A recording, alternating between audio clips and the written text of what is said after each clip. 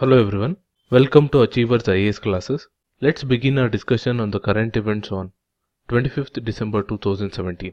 The first issue in news today is regarding the promotion of adventure tourism in Kashmir.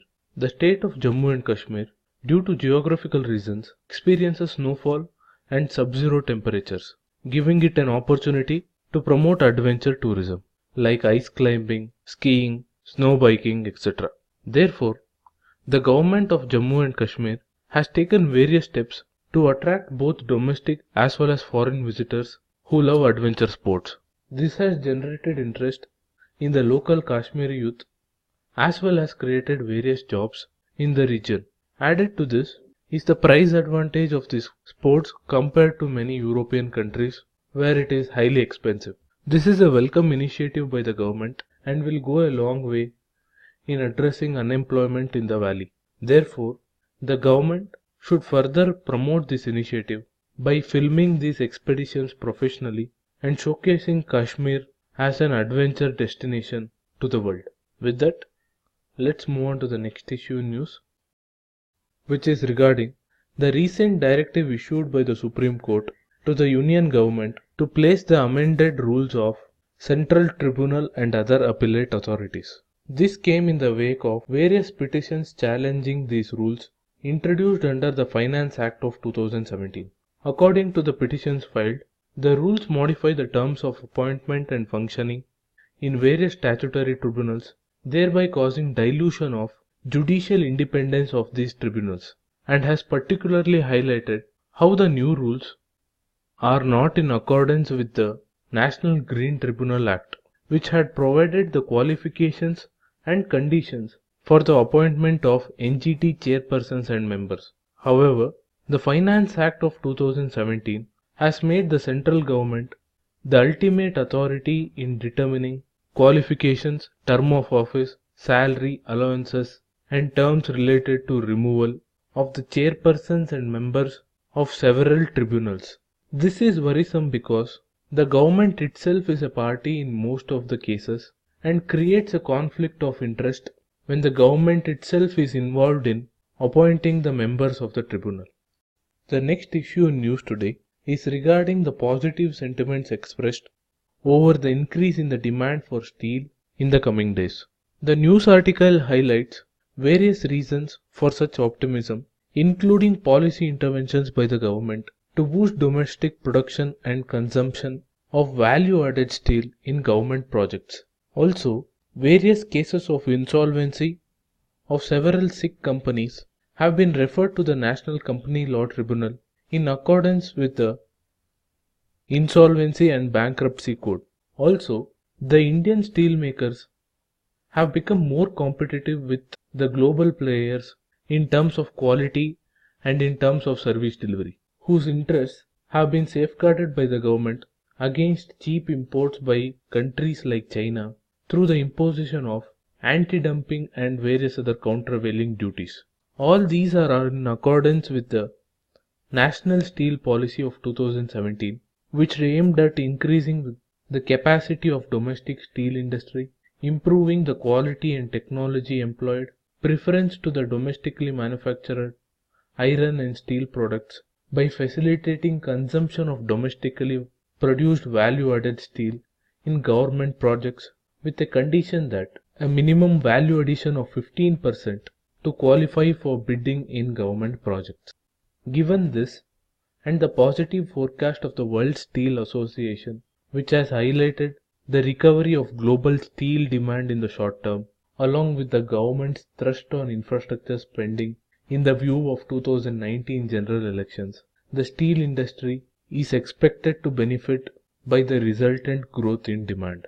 With that, let's move on to the next issue in news today, which is regarding the concerns raised over the rising levels of non-performing assets of banks. The issue is in news because recently a parliamentary panel has asked the government to take urgent remedial measures to reduce the volume of stressed assets. The committee is of the opinion that even though there is several mechanisms in place put forward by both the government as well as the regulator, that is the Reserve Bank of India, the incidences of fraud relating to non-performing assets have not come down, and it has further said that merely issuing guidelines without its proper implementation and enforcement is ineffective in controlling the level of NPAs.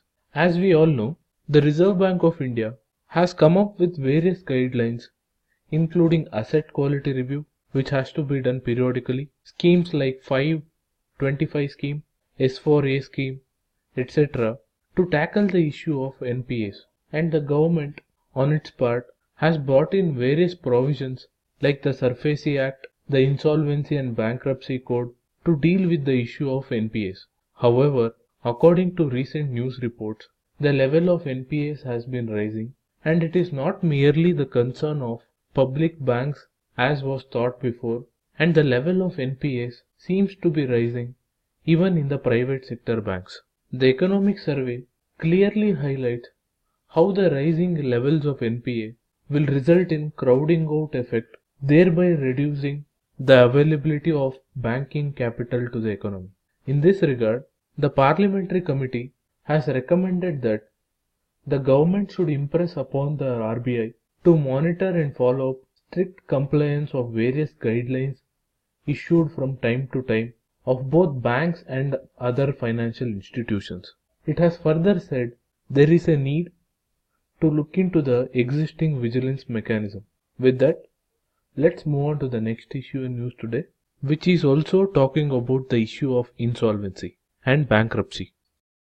According to which, since the National Company Law Tribunal was established 18 months ago, there have been close to 4,300 cases filed with it for the resolution process.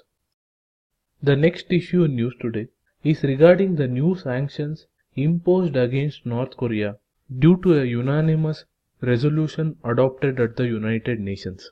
As we know, due to the aggressive ballistic missile program of North Korea, the stability of the region is increasingly threatened, and global powers like the United States, China, etc. have failed in tackling and de-escalating the tensions in the region. In this regard, the UN Security Council has unanimously imposed new sanctions which limits North Korea's access to refined petroleum products and crude oil, as well as its remittance earning from workers abroad. North Korea has severely condemned this and has warned the nations who voted for these resolutions about the ill consequences of this move. We'll look into this issue in further detail as it evolves. Till then, let's see the other issues in news today. The first one is regarding the demand made by the All India Muslim Personal Law Board to withdraw the draft bill which criminalizes the practice of triple talaq. The board has further said that the center, through the act, is snatching the right of divorce from men. We have already seen the issue of triple talaq and how it was abused in many cases in my previous news analysis videos, and I request those who have missed it to go back and watch the same. The next issue is regarding the confusion prevailing in Jerusalem over the controversial remarks made by the US President. We have seen the issue in detail, the response of the regional countries, the UN resolution on the issue, and India's response towards this issue, which has supported for a negotiated settlement between Israel and Palestine. All in my previous news analysis video, and please go back and watch the same. The final news article of the day is talking about how different countries with different interests at the World Trade Organization has resulted in a failed interministerial conference at the WTO. We had seen how the developed nations' interests were at variance with the developing nations' interests and concerns over the food security of their people.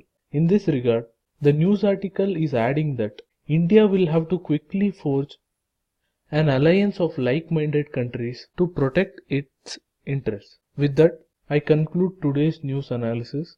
Do like, share and comment to support this initiative, and thank you for all the encouraging comments being made previously. Keep watching. Have a nice day.